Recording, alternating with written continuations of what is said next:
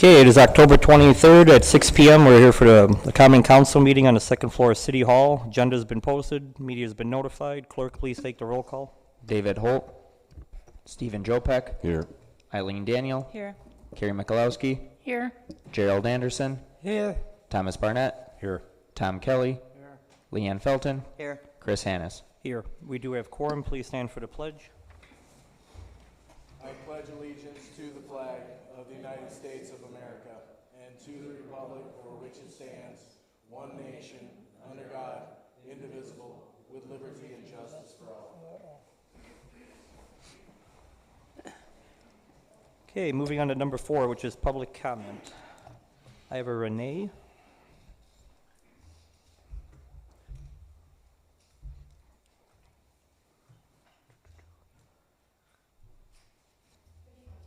Oop, if you could just push the button for your mic turns on, ma'am. Sorry about that. Good evening. My name is Renee Ewings. I live at 254 West Hill Road, which is, I'm here to talk about the walking path that was approved at the previous meeting. Unfortunately, it's after the fact because it was done without a lot of the people affected's input. But I'm not here to give you a sob story about why I don't want the walking path in my backyard. I'm here to talk about facts, a few kind of really important pieces that were missed when this was all discussed and then sent through. Just going quickly back, in August of 22, Ben Meyer came to my door asking me to sign a petition for a sidewalk on Davenport Street. I was in favor of that. Somehow it morphed into a walking trail through the woods in my backyard. So after hearing about the fact that it had turned into a walking trail, I contacted my alderman. He came out to my house. We discussed the concerns. We then had a meeting with the mayor and the city administrator at that time. We were advised that we'd be kept informed about the process.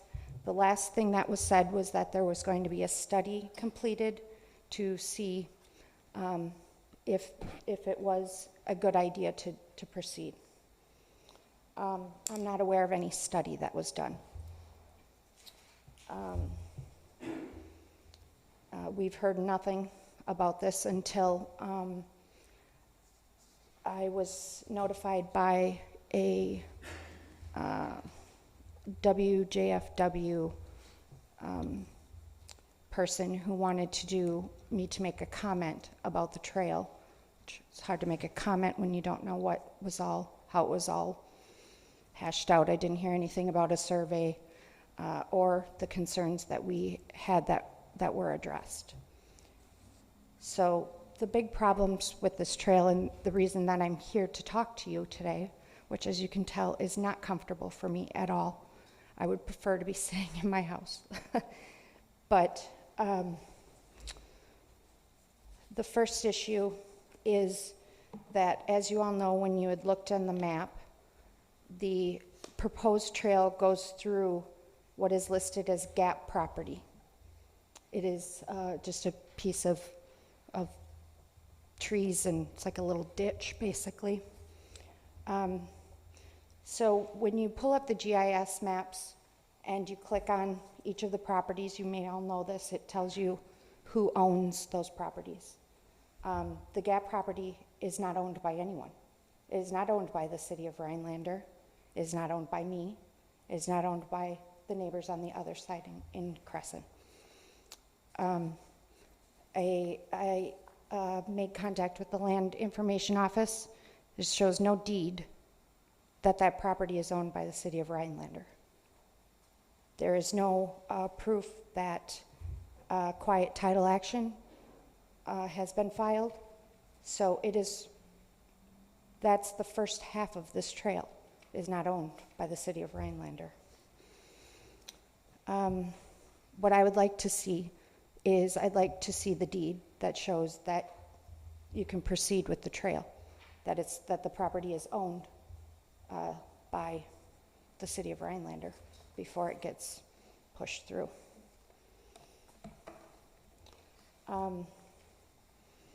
The second issue, which I had brought up when I had met with the mayor and the city administrator, was that the second part of this land, after you get past, because it runs the full length of my property, and then it goes into a really heavily wooded swamp area. That land is protected wetlands by the DNR. If you pull up any of the DNR identification maps, you'll see that the trail runs directly through the wetland. So when we requested the survey, or were told there's a survey, I assumed that contact would be made with the DNR because per city ordinance, we have shoreland wetland zoning ordinances. So per 5.07.226, paren 2, it requires, unless specifically exempted by law, all cities, villages, towns, and counties are required to comply with the articles concerning wetlands.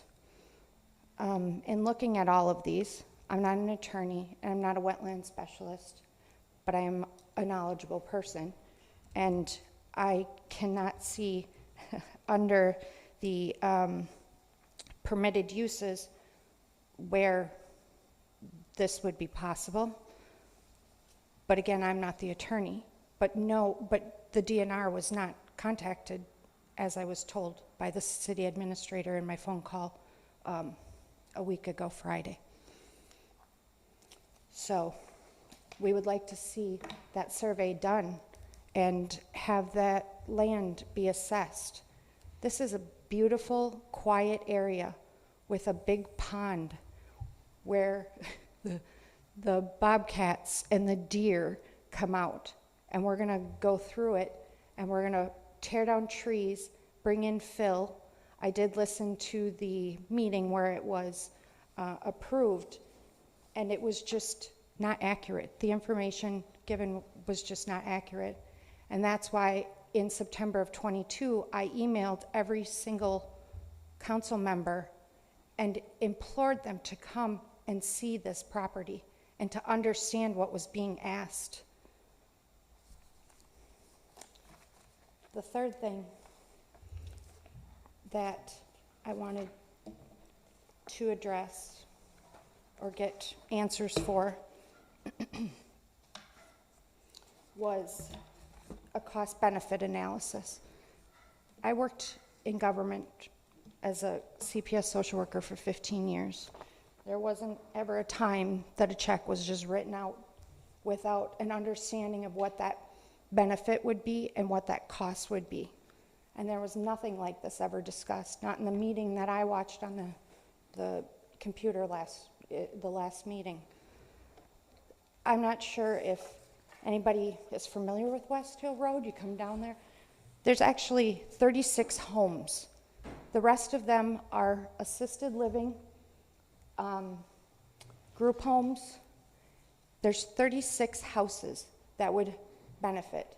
So if 2 people from every one of those houses used this walking trail, that'd be 72 people. You're gonna spend and go through all this process, figure out who's deeded the land, the DNR comes in and does their assessment, and you're gonna go through all of this for 36 houses. I would say I see 2 people maybe a week that walk down this road. It is a dead-end road with woods on the end. It is no lighting. I think that was one of the questions. There's no street lights. This is a very quiet, remote area. So it leads to lots of questions. The legal cost to deed the lands, the cost to work with the DNR, the safety issue. Who is going to be monitoring this trail that comes, well, out right on my property, onto our beautiful dead-end street? You know how many people would love to have a quiet dead-end street? So the trail is dark. It's through the woods. It's through a swamp with a pond. There is assisted livings on each end of where the trail starts. Whether you start on West Hill or Phillips Street, there's an assisted living. So I don't know how beneficial it is to them to have a trail through the woods when they're working with patients with dementia and Alzheimer's who have gotten out and disappeared before, because we've been contacted by law enforcement concerning that. So it leads to the questions. Has anyone talked to the city police about how this is going to be monitored or how it's going to be patrolled? Because it's a dead-end street, we don't have any law enforcement come down the street to check it. It's not a cul-de-sac, it's a dead end with woods. Did anyone survey to see if anyone was going to be using this trail? Where are you going to go to? You're going to walk from West Hill Road, which doesn't have any sidewalks, all of the 36 houses, are going to walk over to Phillips Street and take the non-sidewalked for almost 10 blocks. I just don't understand who this is benefiting for the cost as a taxpayer in this city. WPS power lines run from, the trail runs like this, the power lines run like this. We have one in our backyard. We have had to communicate with them. We have restrictions on building, on having right-of-way. Has that been discussed with WPS? Have we gotten approval for that? So there are a lot of issues that were not discussed, that were not taken into consideration, and maybe because the people who actually live at the end of that street were not consulted with. Ben Meyer doesn't live at the end of my street. He lives somewhere up further, where yes, he can walk down, but he doesn't know anything about the property and what is there. And so, in closing, I would just really like to have this trail, well, you're gonna have to look at it, because you can't put a trail on property you don't own. Again, I'm not an attorney, maybe there's something in there, but I'd like to see that deed. I'd like to understand who owns that property, because in my research, one of the things I found about gap property is it's generally the owner of the property next to it where there was a miscalculation in a survey. That's basically what was the consensus in all of the articles that I read. I believe that this decision was a feel-good decision for all of you. I don't fault anyone, because I do think a walking trail and bettering Rhinelander is a good thing. I'm not, against anything like that. But it would have been really, really nice for everyone to have all of the information and for it to be surveyed and looked at the way that things are done when you're spending taxpayer money. Thank you. Thank you. I have a Josh.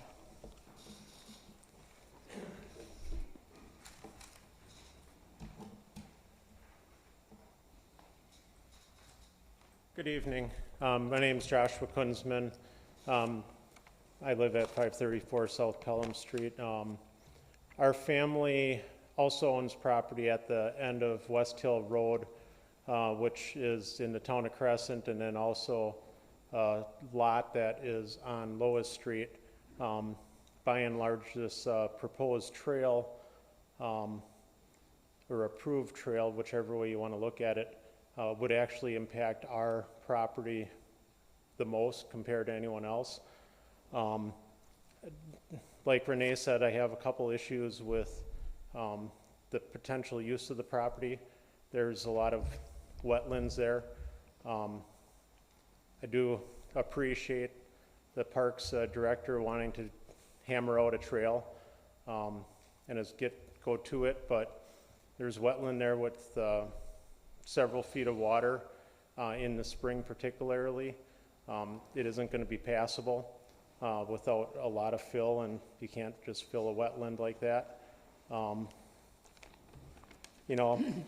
am also a little frustrated because Not one person has come and talked to us.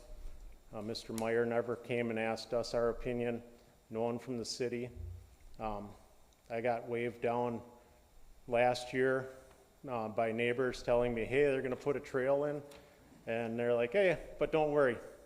People from the city are going to contact you before anything happens. Sorry, guys, didn't happen. Also, I guess a concern of mine is that there's a survey marker there, but I do not find a survey marker on the east side on Lois Street, so I'd like the city to prove where the lot line is before anything would proceed. There's currently water and sewer easements there, both near our property and on our property, but those are sewer and water easements for that use, not a trail. I'd like to make sure that the trail is not coming onto our property. And I guess overall, you know, our family, we have a young family in town. We utilize the trails in town a lot. We're not opposed to trails. We just need to do proper development, proper talking to people, like Renee had mentioned, you know, maybe surveys. My observation is our development in the city does not have trails, does not have sidewalks in a lot of the newer developments, subdivisions, and apartment complexes. You know, the onus shouldn't be put on the general taxpayer to, after the fact, make the city walkable. These out-of-town developers should probably be putting a little bit of money into trails connecting the city, if that's the goal of the city. And I guess that's where I'm going to challenge the city council maybe to look at that and also work on developing plans for having better trail systems throughout and around the city. I guess that's my comments. Thank you very much for your time. Thank you. I have a Robert.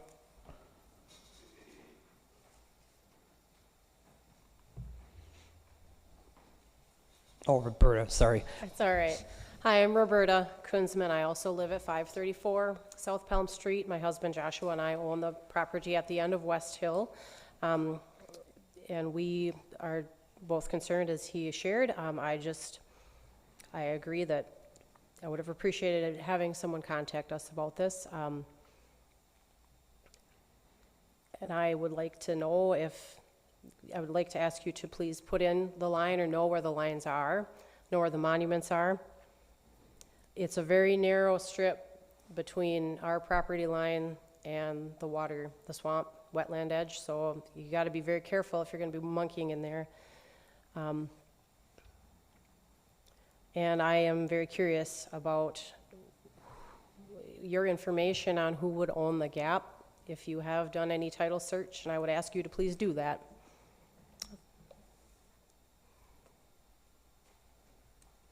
Thank you. And then I have a Gary.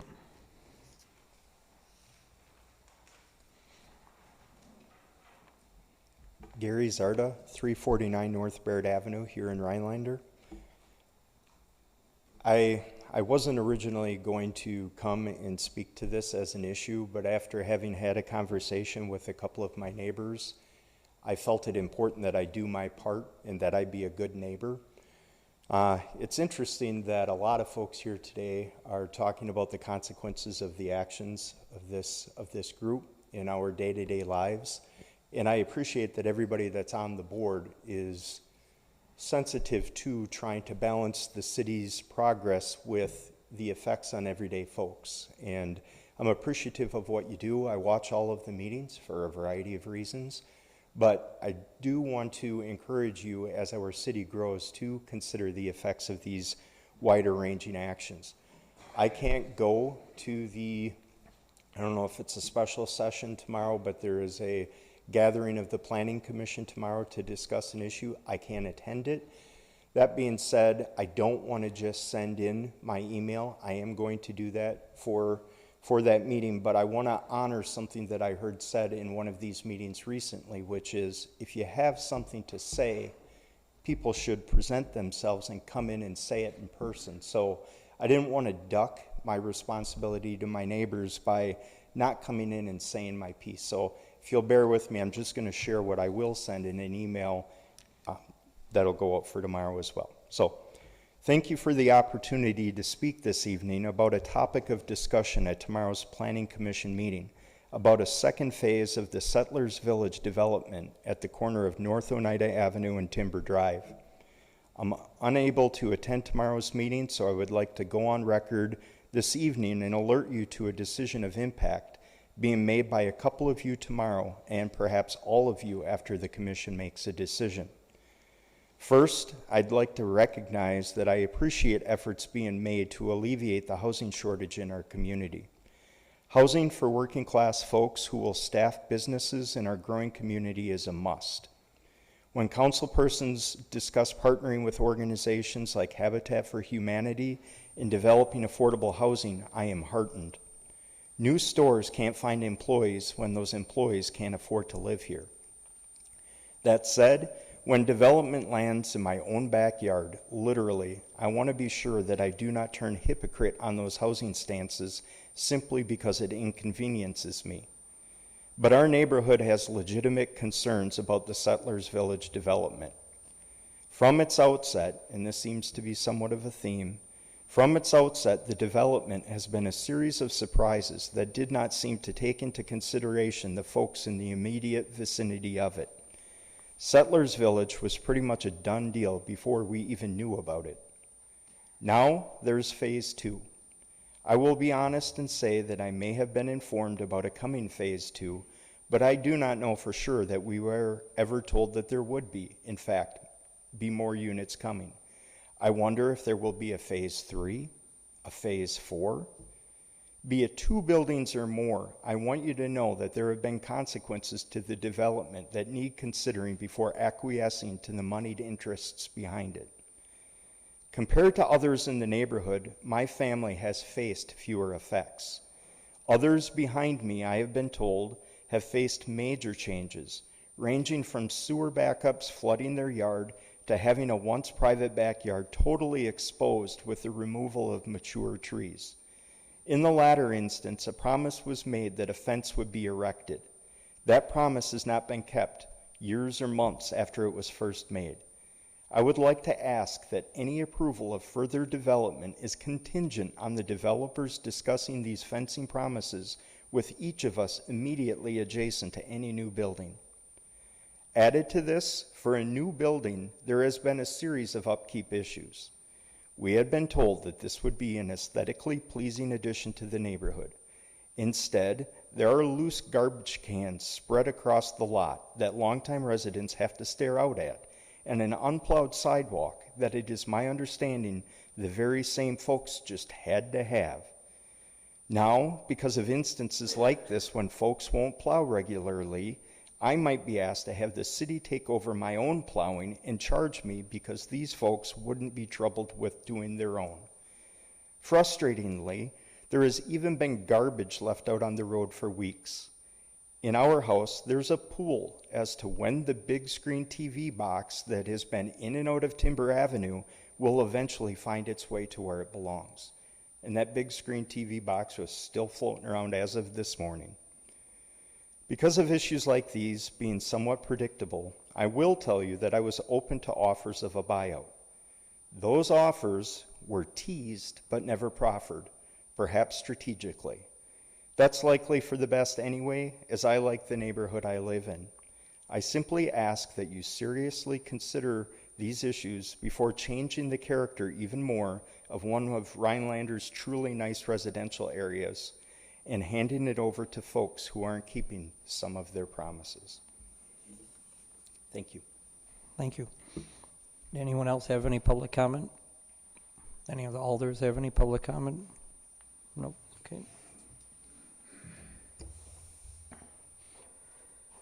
Okay, moving on to number 5, mayor's comments. I have none at this time. Moving on to number 6, administration report. Refer to Mr. Patrick. Nothing outside of what was submitted. Any questions or discussion on his report? Not seen. Moving on to public hearing number 7, I refer to our attorney, Mr. Steve Sorensen. For the public hearing on The zoning. zoning. Yeah, and what I explained to the council is that we had to, open this up for a public hearing on this ordinance, but the ordinance we're gonna discuss tonight, relative to, well, I think we discussed it last week, to be honest with you. Somebody just bring it up here a second. You need to turn your mic on, Steve. That's a good reason why you can't hear me. Okay, let me just get to it. Yeah, the application for the zoning that we're going to discuss tonight, we're pulling from the agenda. The reason for pulling from the agenda is that there is a critical issue with regard to ordinance number 7513 that relates to the frontage on a public highway that was not addressed by the Plan Commission. And I just made that discovery today. I've talked to the gentleman that requested this, and so we're going to basically pull this because he and I are going to work with Veronica and make some adjustments. Okay, any discussion on that being pulled or any concerns? Not seeing. Moving on to presentations. Number 8A. This is for the street and utility improvements by Mark from Town and Country Engineering.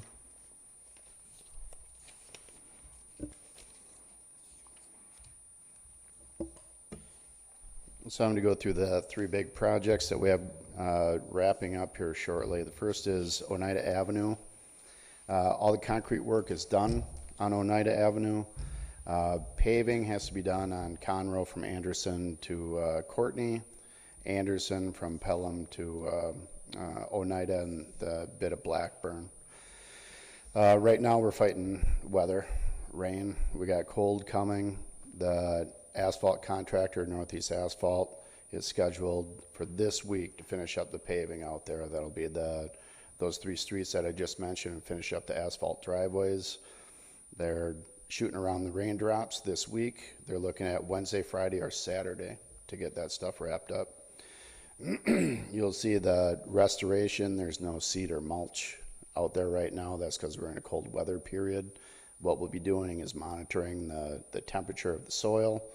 Once it gets below 50 degrees, they'll seed it. They'll put on a double layer of mulch, and it'll sit for the winter. Then in the spring, that grass seed will germinate. Couple other things I want to bring up about this project, and this relates to Timber Drive as well. I've gotten a couple questions from residents and council members about the condition of the road, the ramps or the wedging next to the curb.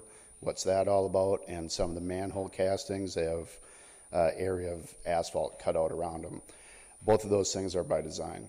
So the asphalt pavement, the surface layer of asphalt will be paved next year. We do that in case there's settlement in the trenches through this freeze-thaw cycle. We can address that, or if there's any cracking in the asphalt, we address it in the spring, cut out the bad areas. We will mill off those along the curb, get that wedging done, and then we'll pave the surface layer so there's no scarring on it. The reason you'll see the boxed out around the manhole castings is because they adjust those. So we got the binder in, they adjust it to binder grade right now. When we pave it, they'll put in a riser ring in all those manholes to set that to surface. So they adjust them right now. We pave it, put the adjusting ring on it next year, and everything is good to go, and hopefully we have no problems at that point. So that's what you're seeing out there. I've gotten, like I said, comments from a lot of people about that. I just want to point that out. We get those same questions on every project around this time. So any questions on Oneida, status of Oneida? Timber Drive. Actually, I do have one question. On Davenport Street, where it's meeting Oneida, there's a patch of gravel that's just past where you guys were working. Is that going to get fixed, or is that going to remain gravel? No, that'll get patched as well. Okay, thank you. What they're waiting on for that is the surface. So when they come in, get the surface, and the surface layer of asphalt, we're not putting surface on the road this year, but the mix for the driveway is a surface mix. So when they come in, do the driveways, they'll get that patch done. Timber Drive, the paving was completed today. out to the bypass. Again, we're fighting weather on that one, but we hope to get the bike path paved Wednesday or Thursday. Again, with the weather coming, it looks more like Wednesday, so we should have the bike path paved Wednesday. Following the bike path, we have some concrete approaches to do at the bike path, coming onto that bike path. We'll have to finish those up, and then topsoil restoration as well. Again, it'd be the same things we're doing on Oneida. It's going to be cold weather seeding. We'll seed it once a soil temperature gets down below 50, double mulch. We'll wait till spring. I also want to point out on timber, you notice a lot of asphalt cracking out there. In the first stretch that was paved from Coolidge to Woodland, that stretch was paved. We wanted to open that up before September 7th for school opening. Some of that base course was wet. We knew it was wet.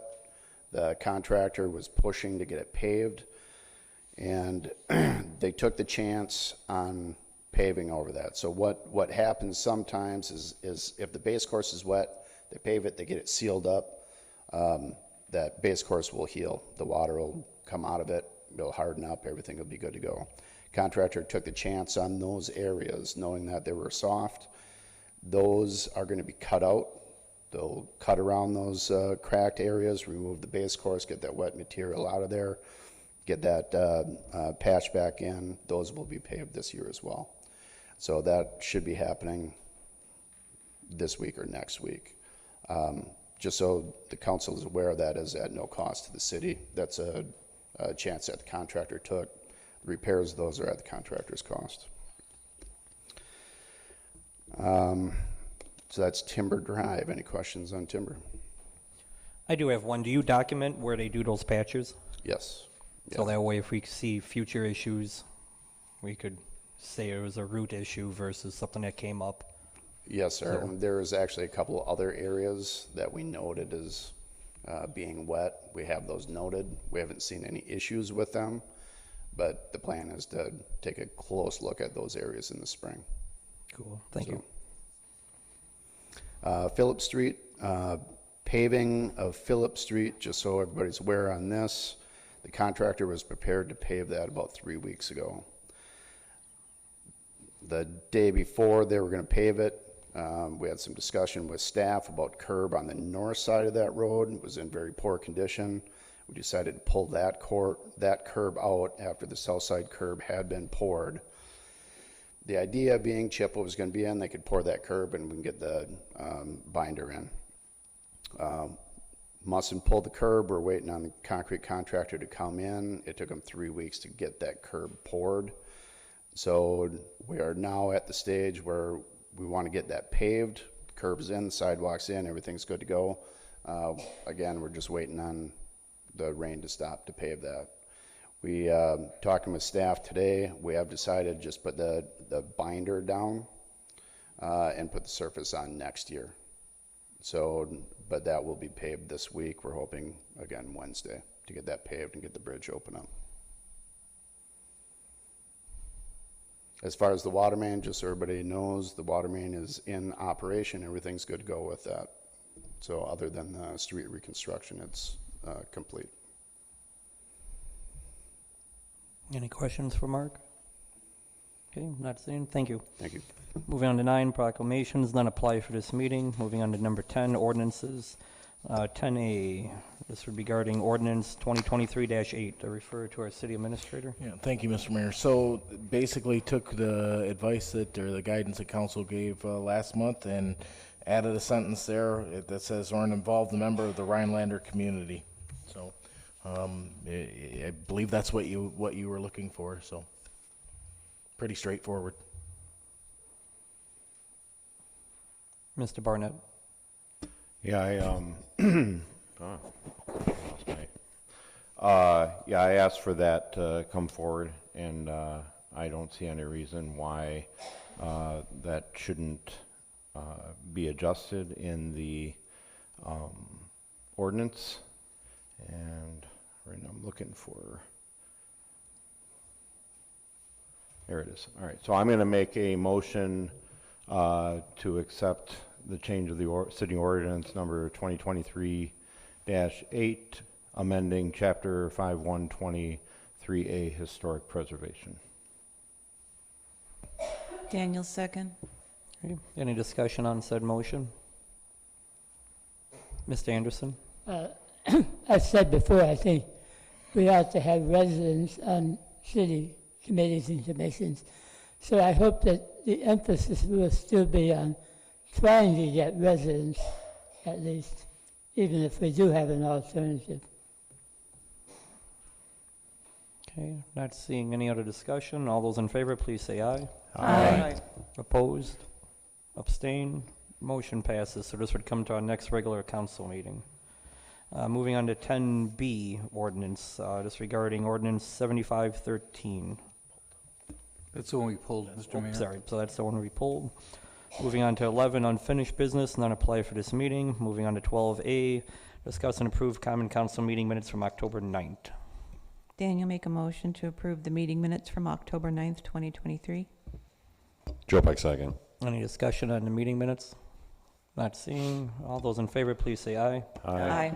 Those who oppose, abstain, motion passes.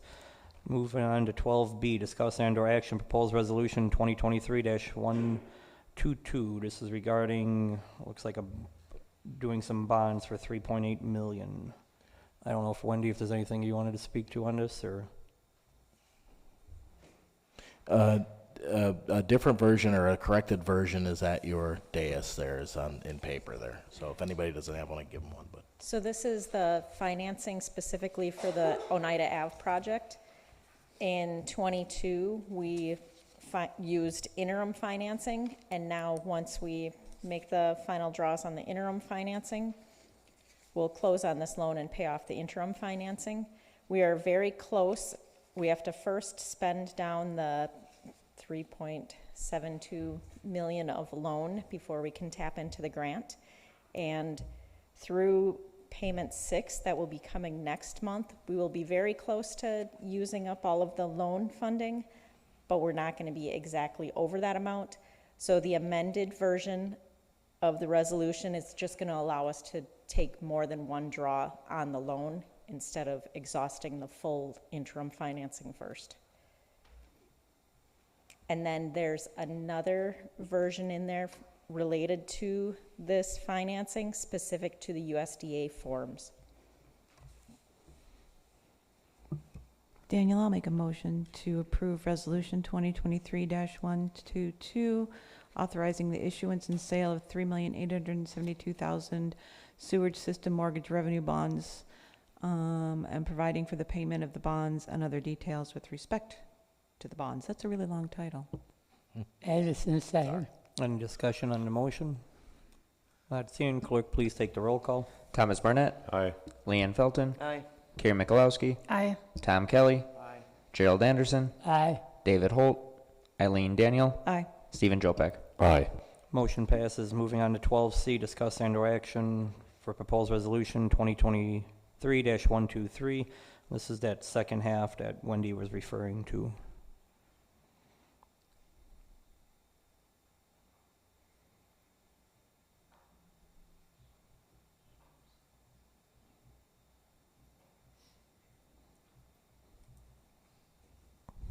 the first part allows us to issue the bonds. The second part takes out a loan. That's what that's for.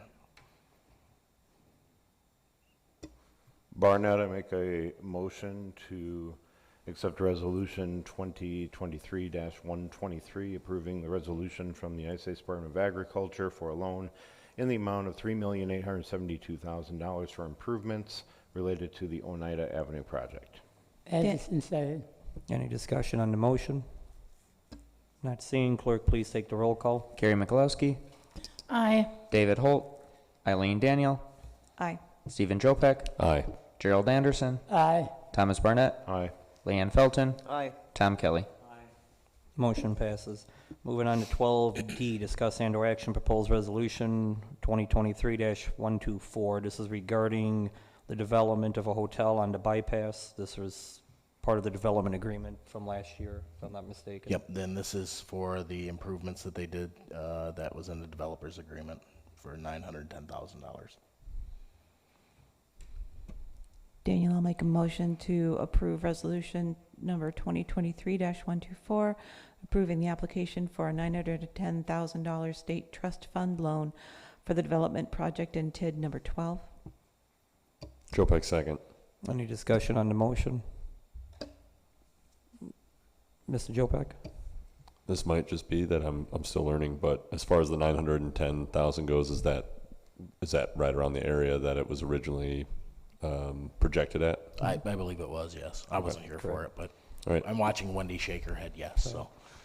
And it's part of that TID that we created, so the funding for this would be the increased value of said property now that that hotel is built. So, not seeing any other discussion. Clerk, please take the roll call. Gerald Anderson, Aye. Stephen Jopek, Aye. Eileen Daniel, Aye. Carrie Mikulowski, Aye. Tom Kelly, Thomas Barnett, Aye. David Holt, Leanne Felton. Aye. Motion passes. Moving on to 12E, discuss and/or action of resolution 2023-125, referred to our city administrator.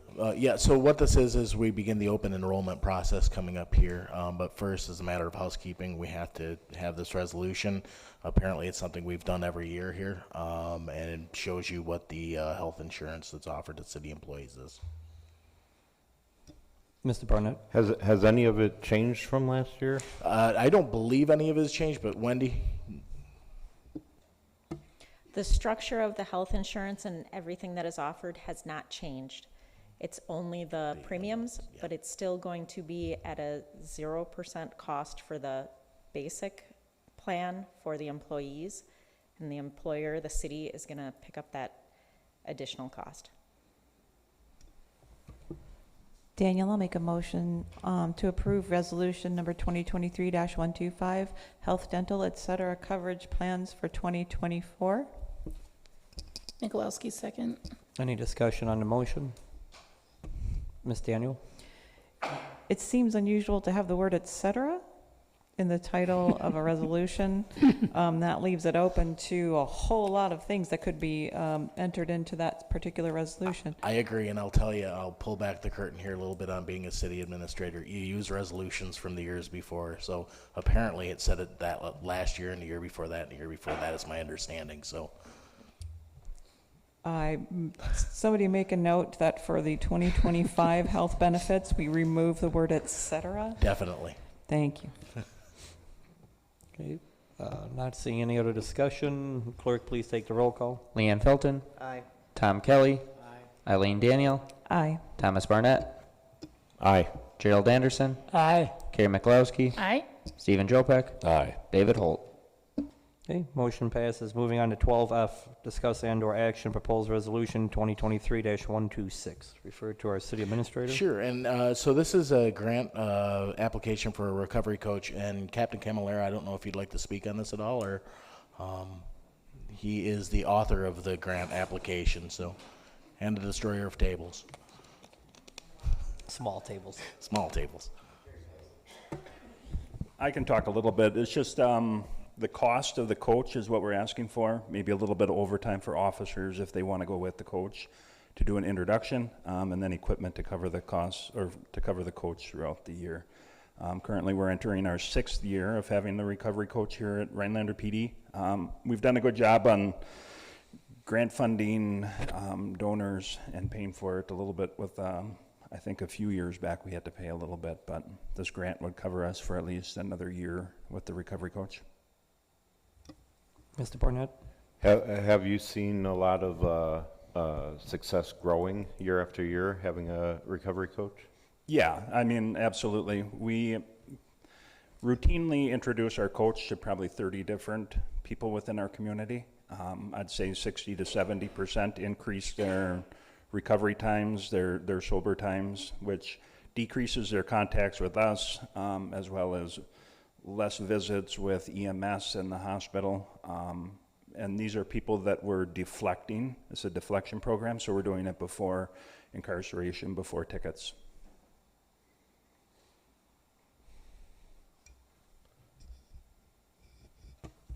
Daniel, I'll make a motion to approve Resolution 2023-126, approving a grant application to the Wisconsin Department of Health Services for $10,000 for an AmeriCorps recovery coach. Barnett, second. Any discussion on the motion? Mr. Anderson? Is this a pretty likely thing that we'll get this? If not, what's the alternative?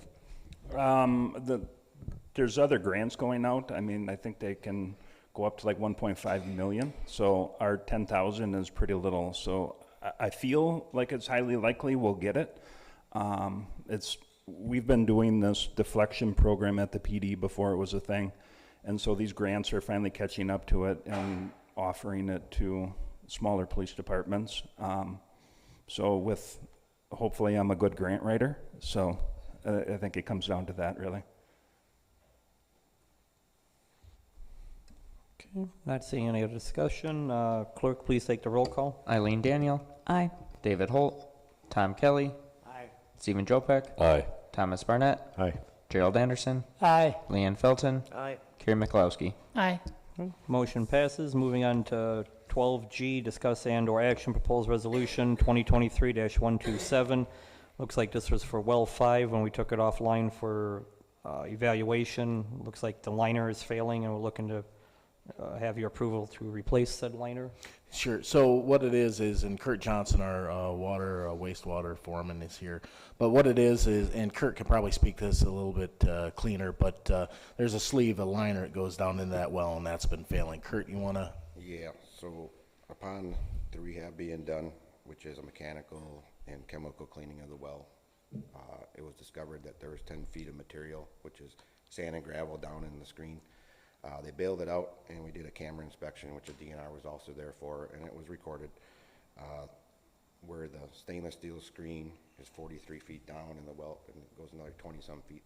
The actual casing is a carbon steel casing, and above the weld, we have multiple holes that are rotting away in the casing. The only way to fix this is to put a liner in.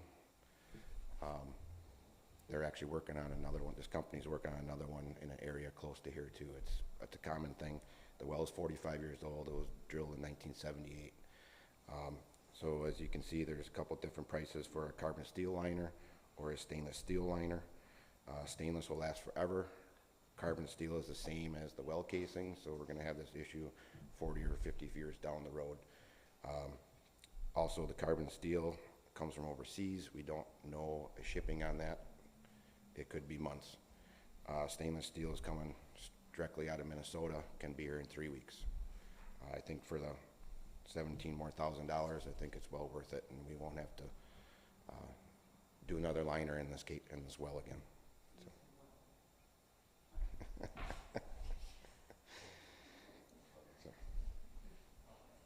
Any questions? I'll make the motion. I'll make a motion to approve Resolution 2023-127, approving the proposal from CTW Wells and Pumps for the replacement of the liner in well number 5 for $49,622. Jopek, second. I think this, Ms. Daniel.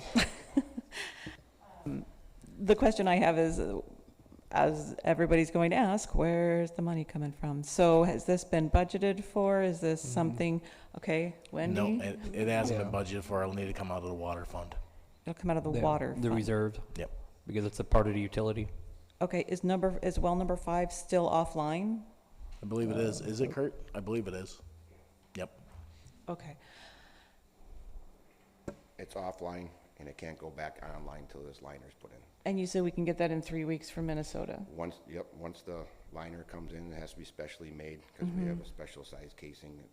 So it's 22 inches, so the liner gets specially made. Okay. They'll have it here, and he said 3 to 4 weeks. So I'm hoping 3 weeks if it gets ordered tomorrow. And how long does it? Once it's here, their equipment's already here. They have rigs set up. They'll get right to work, and hopefully it's online within a week. Within a after week. that. So About a month. I'm hoping by the end of November at the latest. Kurt, correct me if I'm wrong, but when we talked to Troy, didn't he say, I asked if it would be here in 3 weeks or be in 3 weeks? And he said in 3 weeks. Well, that's what we're hoping for. Yeah. Yeah.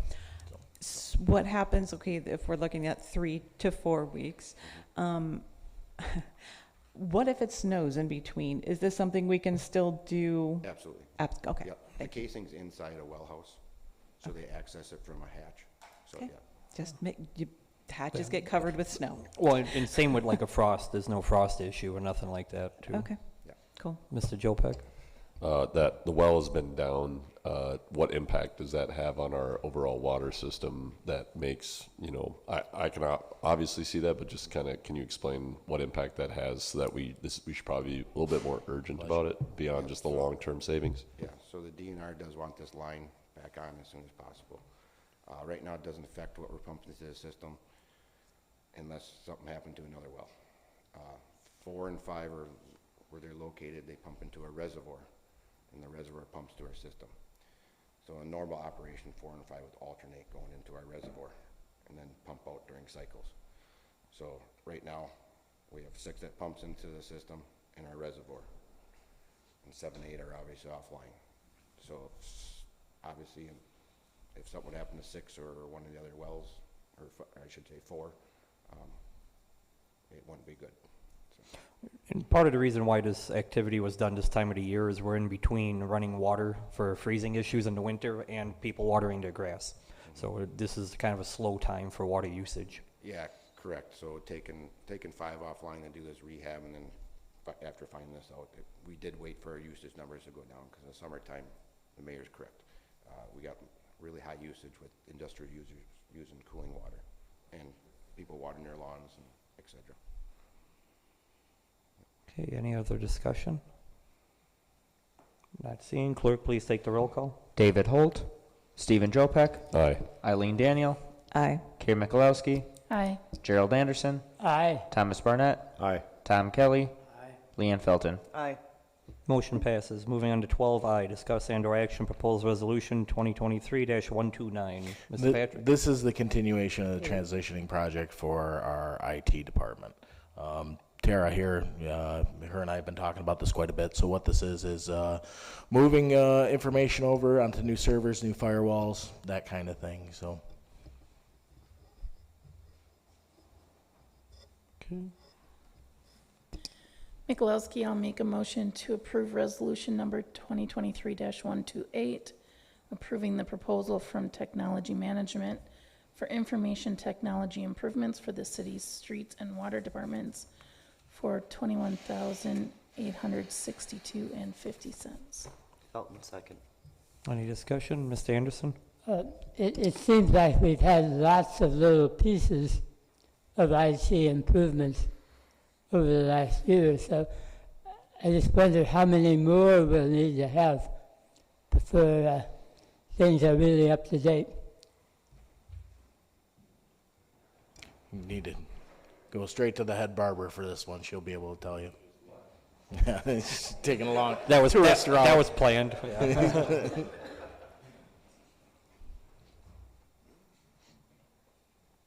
So yeah, the meeting before last, I think we approved street or wastewater department.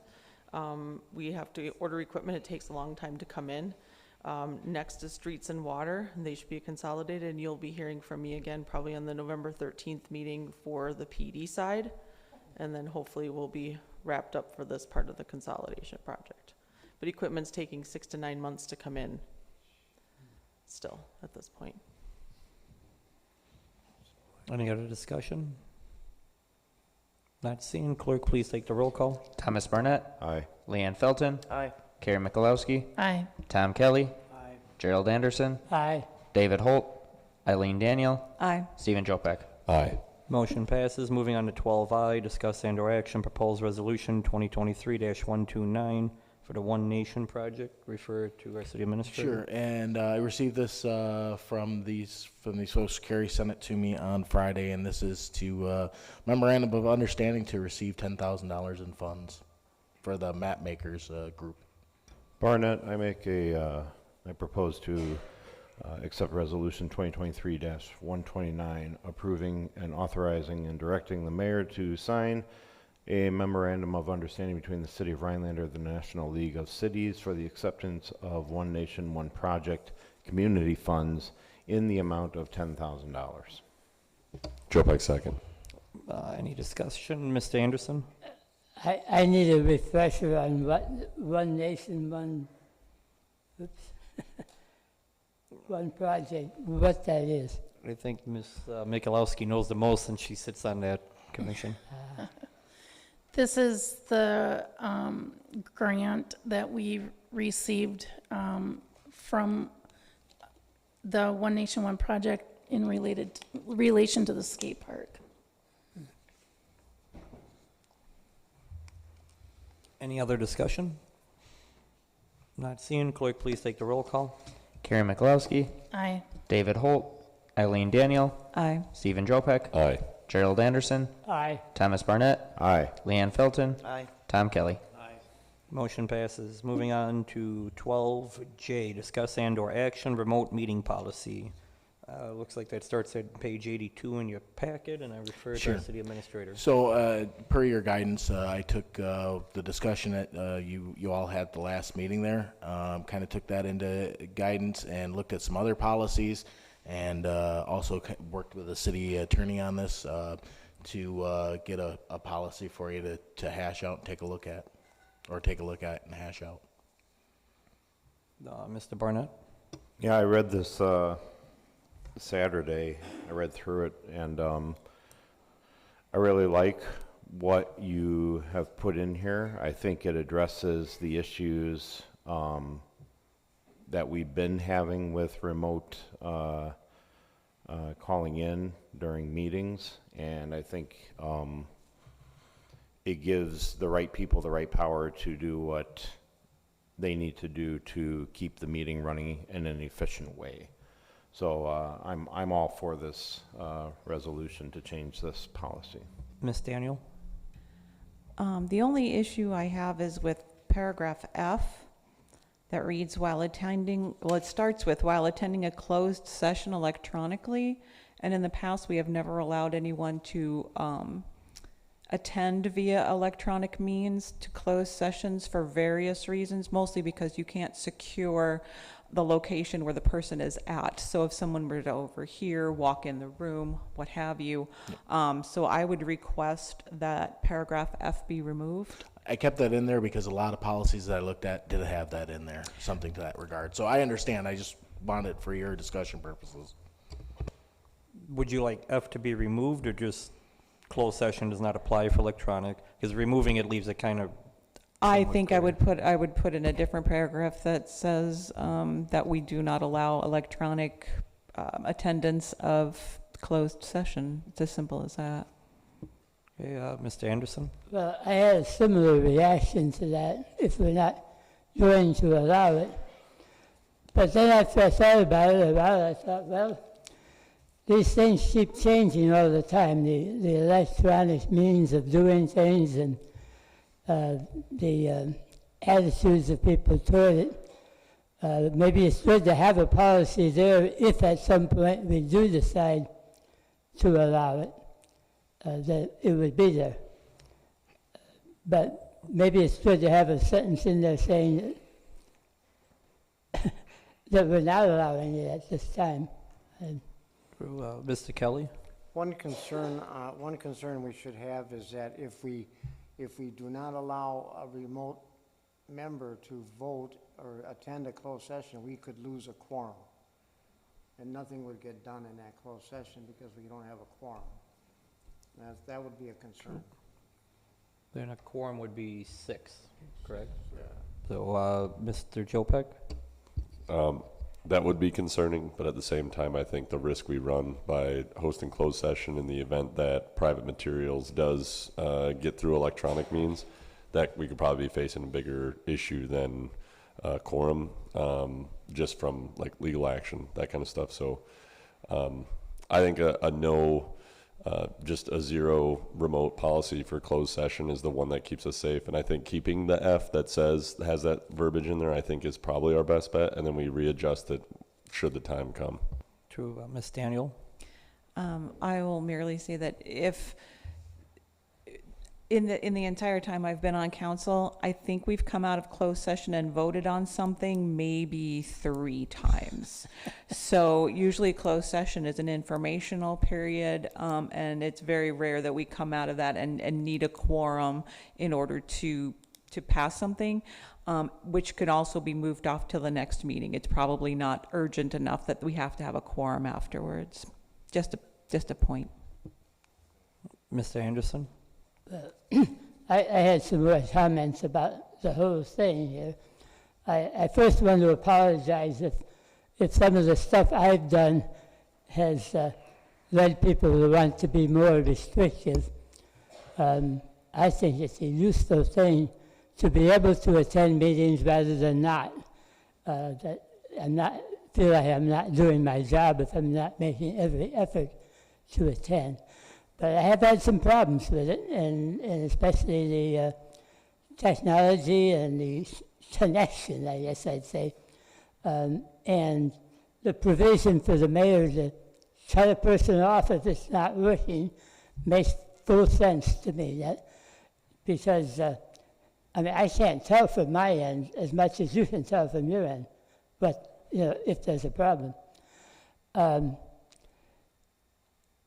At first, I had a reaction to the 72 hours in advance idea, but I guess that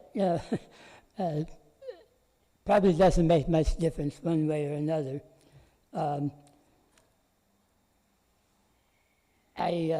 I wonder when it lists the in Roman numeral 4 there, when it lists reasons for granting this, if that isn't too restrictive, and especially if in order to obtain a quorum, not for the closed session, but for the open session, might well be a reason that's listed in there. And we had that happen 2 months ago, within 2 months. That seems like a very plausible reason to me to, to permit it for a particular meeting, and you might not have 72 hours notice. I spend a little time looking around on the internet to try to see what other cities do on this, and some are a little more restrictive, some of them are pretty wide open, but this is probably about average of what I saw, this policy as it's presented here, with a few of them being a little bit more open to having remote participation in closed sessions. That doesn't seem to fit the feeling of this council, so I'm not going to push that point.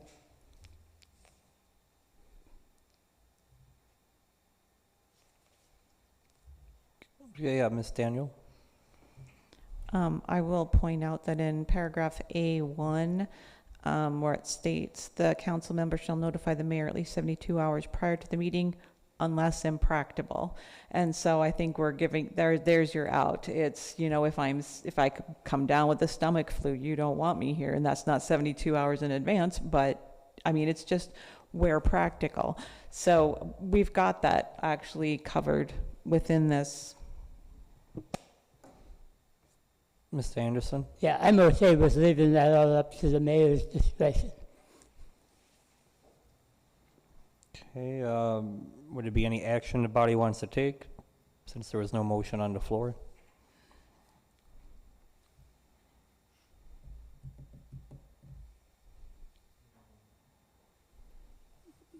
Mr. Anderson? Well, we'll be asking for a revision to paragraph F, some sort, and That's what it kind of sounded like, that pretty much remote attendance for a closed session would not be allowed. Would be kind of the gist of what I got out of it. That's almost exactly what I would write in there too. So, Can we have that adjusted and then have it brought back to us for next council? next meeting? Yeah. All right. I make a does it have to be a motion or nope? Okay, good. Keep it easier on Austin. So, okay. Any other discussion on that topic? Okay, not seen. Moving on to 12K, discuss and/or action, sidewalk snow removal concept update. I refer to our city administrator, who has spent probably multiple hours talking to people. Yeah, but you know what? It was good. We had a couple of meetings up here about the sidewalk snow removal concept. We sent letters out to everybody. We got a number of people back. I thought there was going to be a little bit more, but there was who there was. Like to thank Gary Zarda for coming out, one of the people that did come out and talk about this.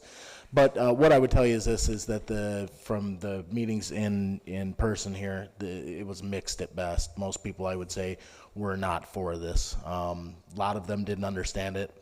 The mayor and I were at the first one together, and we talked about it with them, and I would say that most of the people were probably not for this. I think it's a good idea, but one thing that it's a good idea that means well, this is what I heard a lot, it's a good idea that means well, but there were certain people who say, I do this on my own, or I pay to have this done already, or why do I have to pay again for it, type of thing. One of the things that did come out of this, though, is that our enforcement needs to be pretty strict. Right now, Dave Melvin, our code enforcement officer, he will go out after 24 hours after a snowstorm, and he'll start knocking. If somebody has made an attempt to clean the snow off their sidewalk, he'll try to make contact with him. Somebody's just let it go, be it a snowbird, be it somebody who just isn't home or whatever. He's called in the order. He said he called in 153 work orders last year for this.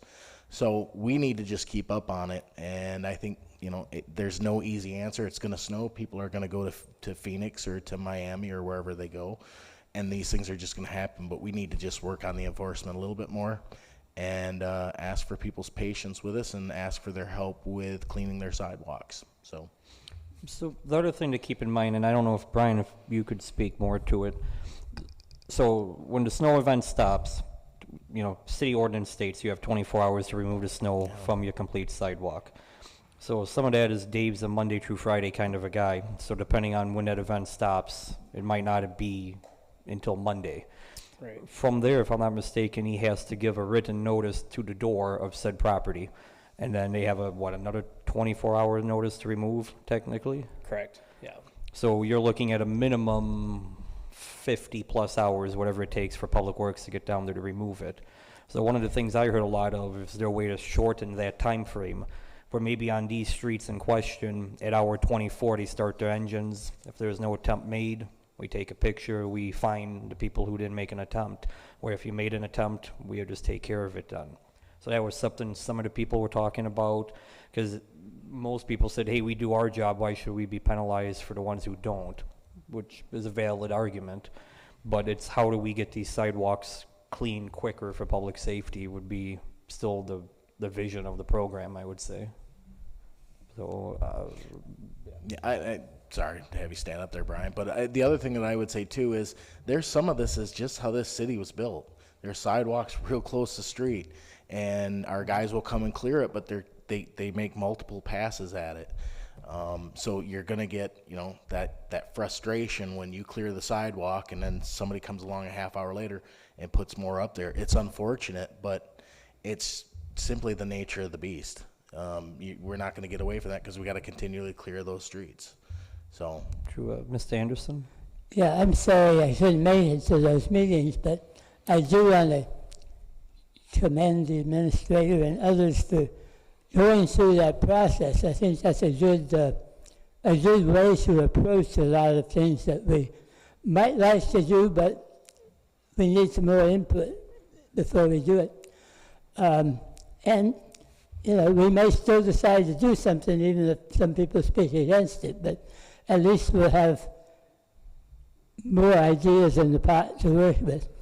One of the ideas, it was presented as a really pretty nominal amount for a person with a small lot.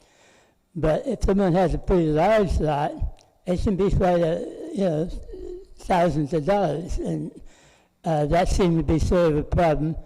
Also, the fact that no matter what size of your lot, if you're paying somebody to remove snow on your property, it's not just the sidewalks, you're doing your driveway too.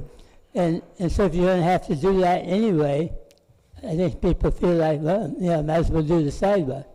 Now, the people that aren't doing either, that's, I think the issue there is, can we make the process more efficient, as to how we get people cited and how we get it actually cleaned up.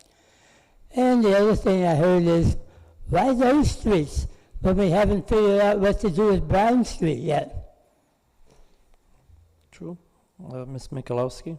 Yeah, I'm just curious, how do we handle those residents that only do a shovel width on their sidewalks versus the whole sidewalk? Do we still notice them as to clearing the sidewalk, or how does that work? I actually somebody asked that question at one of the meetings. I think it was the first one. And my understanding is we haven't given a ticket or had anybody go clean up if they've done a shovel width. That's pretty much how it's gone. So I don't think anybody's been received a ticket or had a work order. So if they had a shovel's width, it was considered to be good. And a lot of inspections is based on someone going on the Laserfish or calling in or emailing. So if someone does do a 1 shovel wide, no one seems to have a concern about it. It probably goes underneath the radar. So they're doing a lot of reactive type of enforcement. So Mr. Jopek? Have we done any looking into the shovel width as a potential safety possibility, or sorry, I can't speak. Like a safety problem if it's a shovel width and you have people traversing both to and from, think around heavy traffic areas, are there any guidelines or rules outside of Rhinelander that are in existence that could look at that shovel width thing? Because I could see, especially around schools where kids could be walking to for back and forth. If it's a shovel width, you've got kids trouncing through the snow, could be ice under that. All the safety issues we're talking about here then become a problem.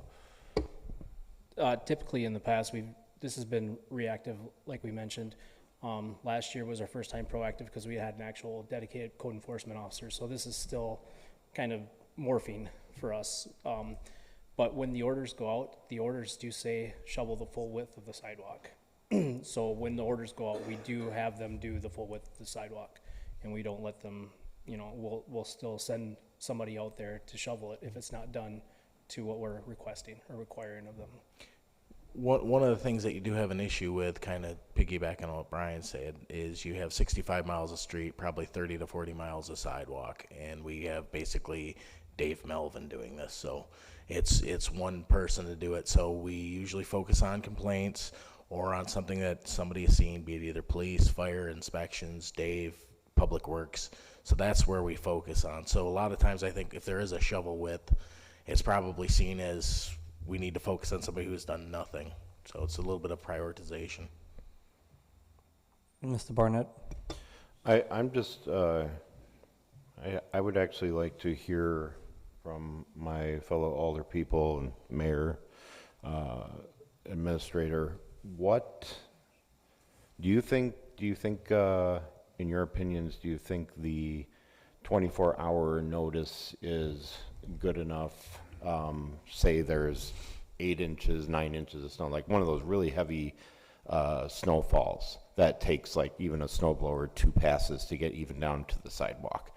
Do you think, like I said, I'm just asking the question what you guys think. Do you think there's reason enough to maybe give a little extra time after a certain limit has been reached, or do you think the times they have now are what they are and work? I would say the flip side, when is it safe to walk in a road in the middle of winter? Chicken and egg kind of a statement. So, Mr. Anderson? I think that the time is a reasonable one in generalities, but obviously there are times when it probably becomes impossible, and I think we just have to leave that up to the inspector's discretion as to, whether it's really suitable in this circumstance. Mr. Jopek? If I recall, last year there was like an appeal process for snow removal, fines and stuff. I think that process, like we trust Dave with his inspections, and then if there is somebody who just wants to appeal that and try to challenge that, then that's fine. That's why the process is there. I think 24 hours upon 24 hours is more than enough to get it done if it needs to get done. And I think any longer, and we run the risk of all the safety issues we're talking about. The ice is going to compact. You get drizzle, all that stuff. It could just get worse. So I think 24 on 24 is fine. Do we want to look at modifying the current policy? And that's more the giving the notice on the door and all that kind of stuff? Because that, by default, expands it to 50 hours plus.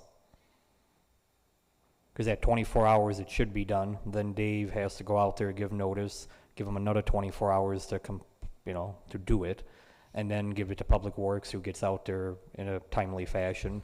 So, I mean, it's not really a 24-hour for not being complete. For those who are not doing it, becomes a 3-day process almost. So is that something we would maybe... Are we not giving notices on doors now? We are. We are, Yeah. okay. So it's like, would we on certain streets want to maybe speed that up, or citywide to make it more accessible? I think not in the future, but I think an exploration of that was going to be a question of mine is, I think we've kind of determined that this policy, as we've asked the people, they don't really want it. I do think we should explore that policy of, certain high traffic areas do, face a little steeper policing, especially like school zones, all that stuff. I do think that might be the next step for us, is just to look at those zones and make sure that we're policing those more thoroughly to make sure that safety is optimal. So I'd be for that. And just something to keep in mind for hindsight is, so this program was thought of to be a guaranteed revenue source, or with policing, you have more labor without a guarantee funding source. So, in theory, if we have to hire someone in the future to do this, we might not have the funding to support that position if people start to, comply. So just food for thought as we craft this, is the funding stable or not? Or what's the cost of the fees, and are they valid? Ms. Michalowski? Yeah, I was just curious, what notice residents get stating that it has to be cleaned up within 24 hours. Is that, like when they get their water bill, or is that is it published somewhere so that citywide they know?